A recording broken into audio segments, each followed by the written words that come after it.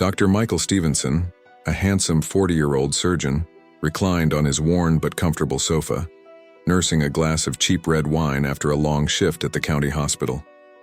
He relished the quiet solitude of his small apartment. Though his living quarters were modest, he took pride in the simple life he had built for himself in this sleepy little town. It was a far cry from the high-stakes, high-pressure world of the big city hospital where he had previously worked. There, he had fallen victim to the dangerous allure of power and privilege, becoming entangled in a scandalous affair with the chief of surgery's daughter. The resulting fallout had cost him his job and nearly his medical license. But here, in this peaceful community, Michael had found redemption. The patients were grateful, often paying him in homemade meals and small gifts instead of the cold, hard cash he had grown accustomed to. He didn't mind. The kindness and appreciation meant far more to him than money ever could. As he sipped his wine, Michael allowed himself a rare moment of contentment. For the first time in years, he felt truly at peace. The shrill ring of the phone jolted him out of his reverie. Sighing, he set down his glass and hurried to answer, already dreading the prospect of another late-night emergency. "Dr. Stevenson," he answered, his voice tinged with weary resignation. "Doctor, we have a critical situation at the hospital." The frantic voice on the other end replied. "There's been a terrible car accident. The victim is billionaire Richard Andrews. He's in bad shape, and we need you here immediately." Michael's eyes widened in alarm. Richard Andrews was one of the wealthiest and most influential men in the region. If he was in such dire straits, it must be serious. "I'm on my way," Michael said, already grabbing his coat and car keys as he raced through the deserted streets. Michael's mind raced. Richard Andrews was known for his philanthropic work and generous spirit, but he was also notoriously demanding and impatient. Michael knew that if he failed to save the tycoon's life, his own career could be ruined. Steeling himself, Michael burst through the hospital doors, ready to face the challenge head-on. The operating room was a flurry of activity, as Michael and his team worked tirelessly to stabilize Richard Andrews. The billionaire had sustained massive internal injuries, and the odds of survival were slim. Michael's colleague, Dr. Elaine Sinclair, eyed him skeptically. "Are you sure you can handle this, Michael? This is a high-stakes case, and we can't afford any mistakes." Michael met her gaze with unwavering determination. "I've got this, Elaine. Just give me your full support, and we'll pull him through." For the next 4 grueling hours, the surgical team fought a desperate battle against time and the ravages of Richard's injuries. Michael's hands moved with precision and focus, his years of experience guiding every incision and suture. Finally, as the clock struck 3 a.m., Michael stepped back, exhaustion etched on his features, but triumph in his eyes.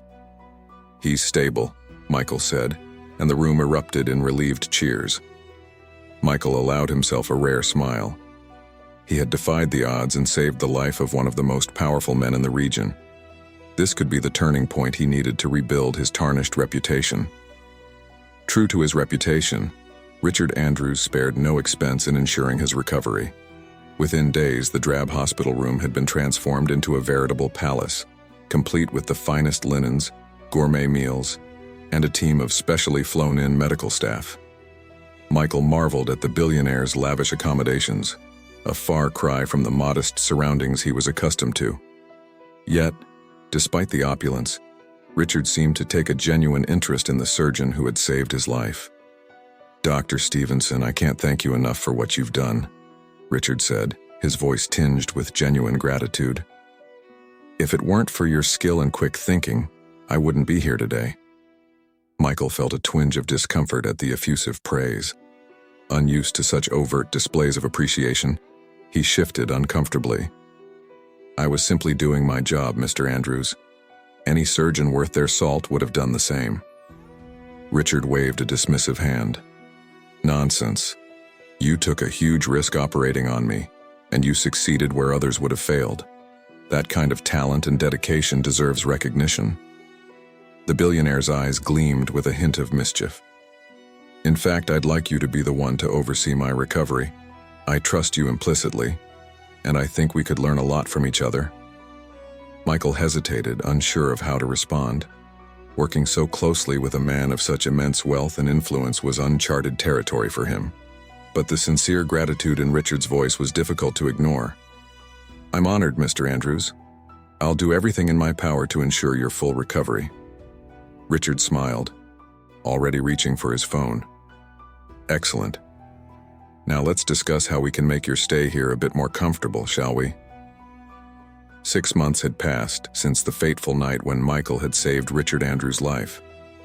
In that time, the two men had forged an unexpected friendship, with the billionaire often seeking Michael's counsel on matters both personal and professional. So it came as no surprise when Richard burst into Michael's office one afternoon, a wide grin plastered across his face.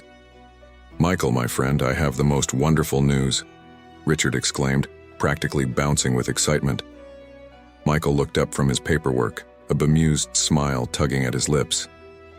"Don't tell me you finally found the time to take that long overdue vacation." Richard laughed, shaking his head. "Even better. I'm getting married." Michael's eyebrows shot up in surprise. "Married? That's wonderful, Richard. Who's the lucky lady?" "Her name is Katie, and she's the most amazing woman I've ever met," Richard gushed, his eyes shining with adoration. "We met at a charity event a few months ago, and it was love at first sight. She's even pregnant with our first child."